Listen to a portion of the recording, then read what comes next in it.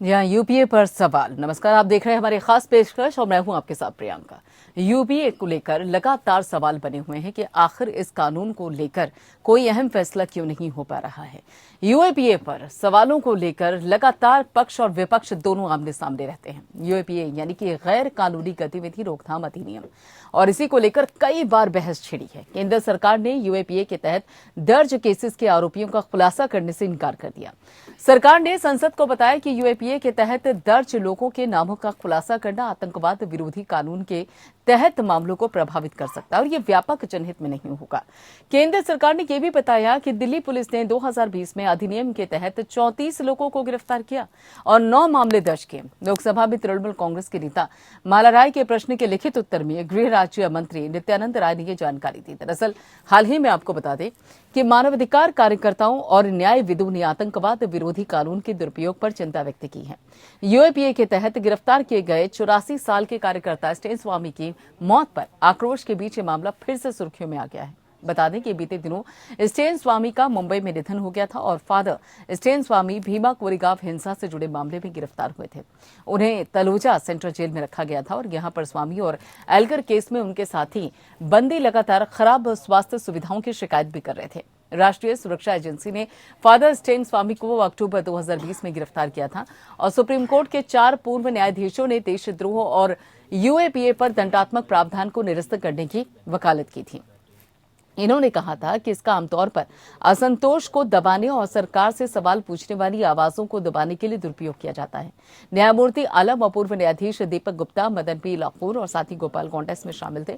Supreme court के पूर्व जज सीजेएआर और साथी इसकी ओर से आयोजित एक वेबिनार में जस्टिस आफ्ताब आलम ने कहा है कि यूएपीए दिखाता है कि हम किसी भी अन्य देश की तुलना में अपने लोगों की आजादी को बिना किसी जवाबदेही के लूटने के लिए तैयार हैं।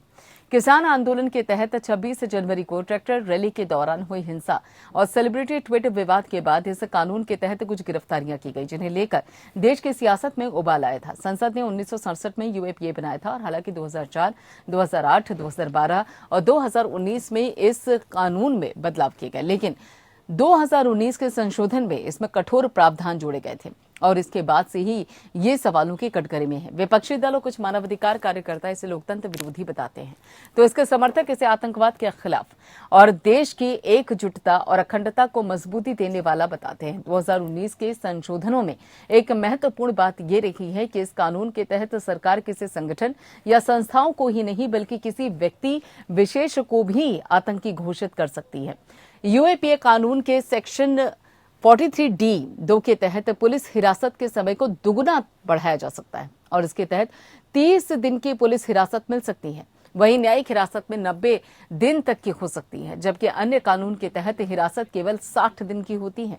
इतना ही नहीं, यूएपीए कानून के तहत केस दर्ज होने पर अग्रिम जमानत नहीं मिलती है और यूएपीए कानून के सेक्शन 43D यानी कि 5 के तहत अगर प्रथम दृष्टया उस पर केस बनता है तो अदालत भी उसे जमानत नहीं दे सकती और इसमें 7 साल की सजा से लेकर आजीवन कारावास तक का प्रावधान है। आखिर यूएपीए पर सवाल क्यों उठ रहे हैं? क्या ये कानून लोकतंत्र विरोधी है? क्या सरकार इसका दुरुपयोग कर रही है? इसी मसले को लेकर चर्चा आज अपने खास मेहमानों के साथ करेंगे।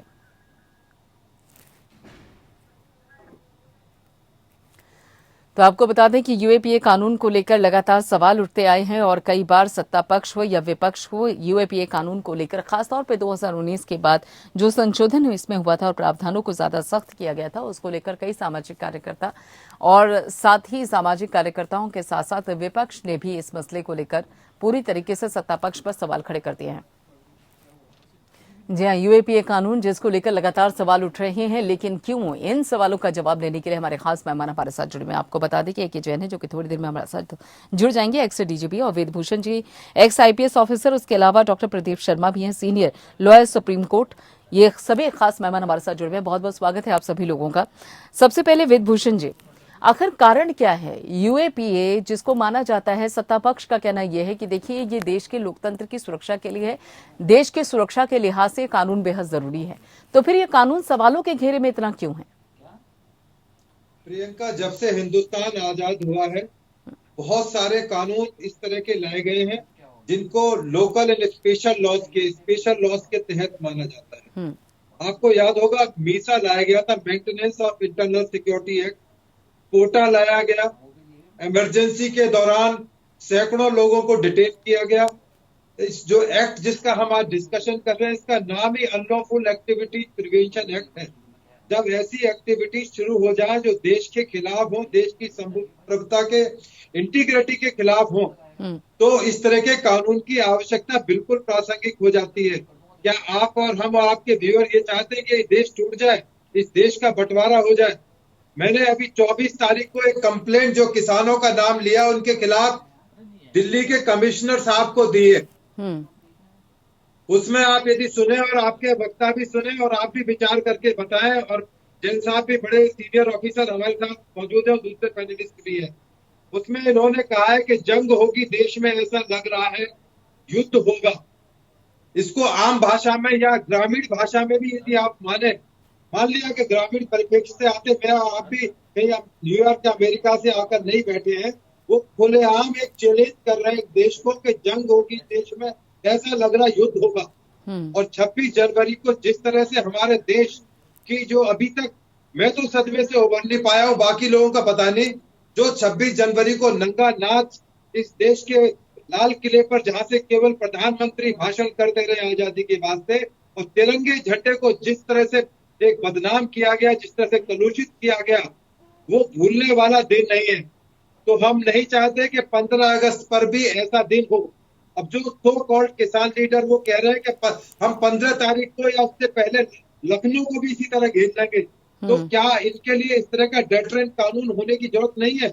इनको डिटेन किया जाना चाहिए। मैंने अपनी कंप्लेंट में यही डिटेन की रिक्वेस्ट की है कि इनको एनएसए में डिटेन किया जाए, इनको यूएपीए लगाकर इनको लंबे समय तक जेल में रखा जाए।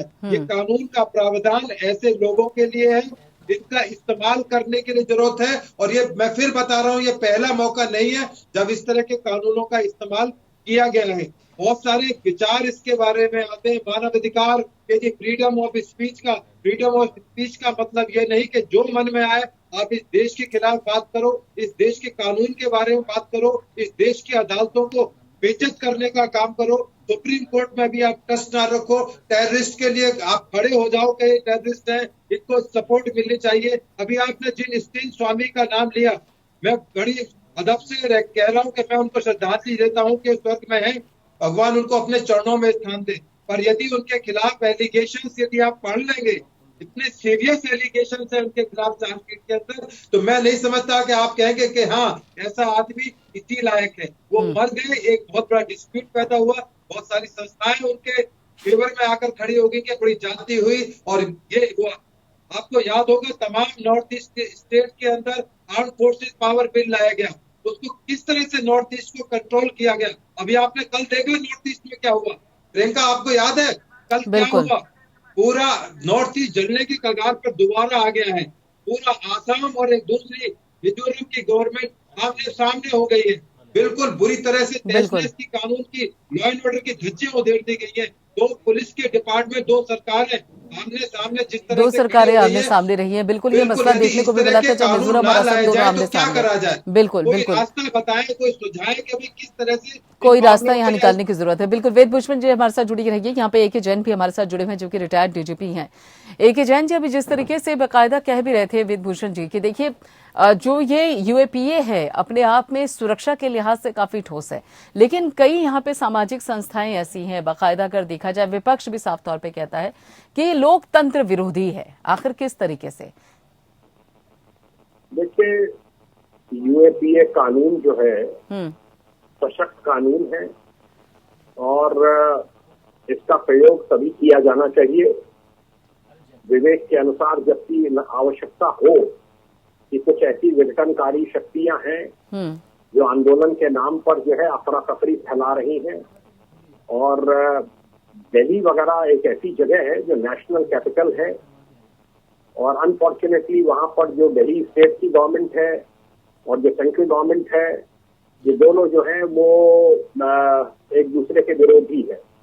बहुत सी ऐसी शक्तियों को बढ़ावा दिया जा रहा है हमारे देश में जो कि विभिन्न आंदोलनों के नाम पर हिंसक आंदोलन करना चाहते हैं और अफरा तफरी समाज में फैलाना चाहते हैं। तो इसके लिए जरूरी है कि बहुत सोच समझकर जो ऐसे लोग हों उनको चिन्हित करके और उनके खिलाफ कार्रवाई की जाए।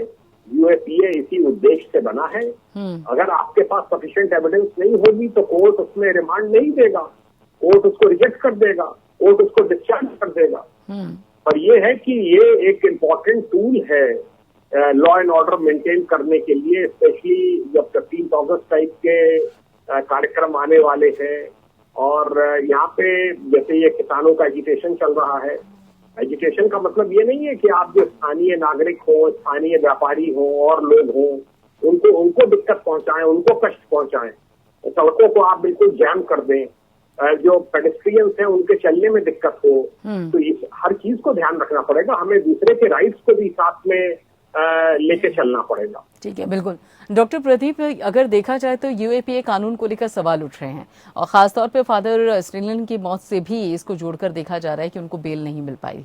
तो क्या ऐसे में अब न्यायपालिका भी सवालों के घेरे में, क्योंकि यूएपीए के तहत तो ऐसा लगता है जैसे न्यायपालिका के भी हाथ बंधे हुए हैं, ऐसा है क्या? देखिए प्रियंका जी, मैं एक बात बताऊं कि न्यायपालिका जो है वो किसी न किसी एक्ट से बंधी होती है। ये क्योंकि मैटर जो यूएपीए है ये क्रिमिनल प्रोसीजर है, तो जो भी आईपीसी और सीआरपीसी के तहत जो भी धाराएं हैं या जो भी एक्ट है, न्यायपालिका भी उससे बाहर नहीं जा सकती। ठीक है। अब जैसा कि ये नाम खुद अपने आप में ही बता रहा है कि यूएपीए मतलब unlawful activities of prevention act. कोई भी ऐसी गतिविधि जो देश के लिए या किसी शहर के लिए अगर वो डिस्ट्रप्शन हो जाए और उस हद तक हो जाए कि वो डिस्ट्रप्शन लोगों की जान माल का एक काफी बड़ा नुकसान हो जाए, तो उसको रोकने के लिए है। इसमें कोई शक नहीं है कि अगर आप इसमें बेसिकली जो मेन चीज है जिसके कारण से यूएपीए का जो मेन लाइट में आया, उसका कारण ये है कि इसमें बेल मिल पाना बहुत मुश्किल है। और पर्टिकुलरली अगर मैं बोलूं आपको तो इसमें section 43 sub section D sub section 5 जो है यूएपीए एक्ट का, वो घातक है और उसके कारण से बेल मिल पाना बहुत मुश्किल है। इस सेक्शन के अंदर ये बोला गया है कि कोई भी व्यक्ति जो एक्यूज्ड हो इस तरह के ऑफेंस में, इसमें चैप्टर 4 और 6 जो एक्ट के चैप्टर 4 और 6 हैं उसके अंदर इसको डिफाइन किया हुआ है 46D5 को।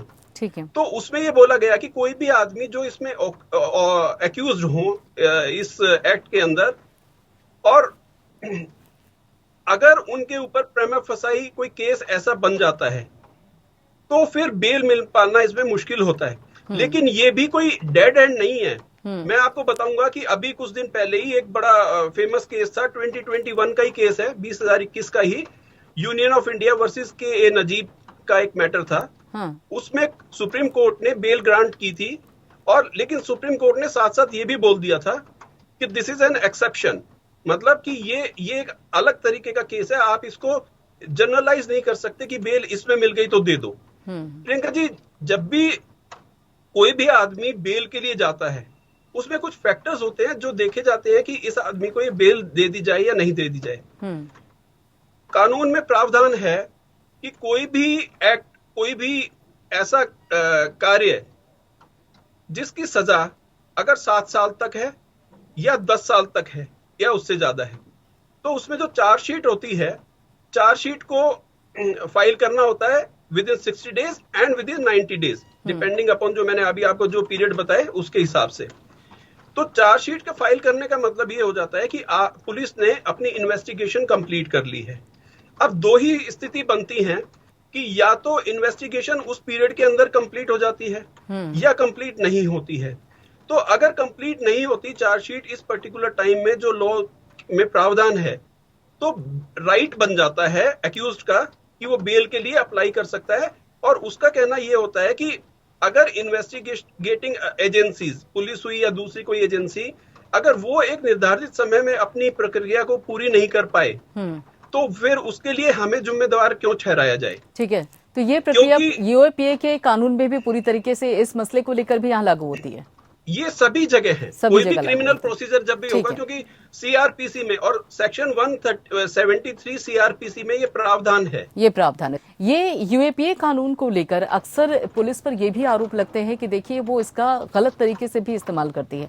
कई बार ऐसा होता है कि जो आरोपी होते हैं उनको बेल मिल चुकी होती है, लेकिन उन पर यूएपीए का जो एक एक्ट लगाकर उनको फिर से गिरफ्तार कर लिया जाता है। और एक बाकायदा नाम भी है जिसका जिक्र किया जा रहा है कि हालिया जो मामला है जाफुरा जरगार का भी नाम सामने आया था। और उधर यूनाइटेड नेशन का भी यही कहना था, उनकी तरफ से भी कहा गया था कि कहीं ना कहीं मानवाधिकारों का हनन भी यूएपीए के तहत होता है। इसकी क्या सच्चाई है? प्रियंका, जब जहर ज्यादा फैल जाए तो वो हाथ को काटना पड़ता है, आपको पता है, सर्जरी करानी पड़ती है। यदि पैर के अंदर जहर फैल जाए और पैर पूरा खराब हो, शरीर खराब होने की उम्मीद हो, तो ऐसे पैर को काट देना ही बेहतर है। एक श्रीमान जी, अभी आपने नाम लिया, 9 केसेस के अंदर 34 यूएपीए के अंदर 2020 के अंदर अरेस्ट किए, जिनमें सपूरा, जरगर, देवांगना और बहुत सारे लोगों के नाम आप गिनवा सकते हैं। एक श्रीमान जी है शर्जिल इमाम, उनके खिलाफ ये मैंने कंप्लेंट की है दिल्ली पुलिस के अंदर। शर्जिल इमाम के खिलाफ क्या एलिगेशन है?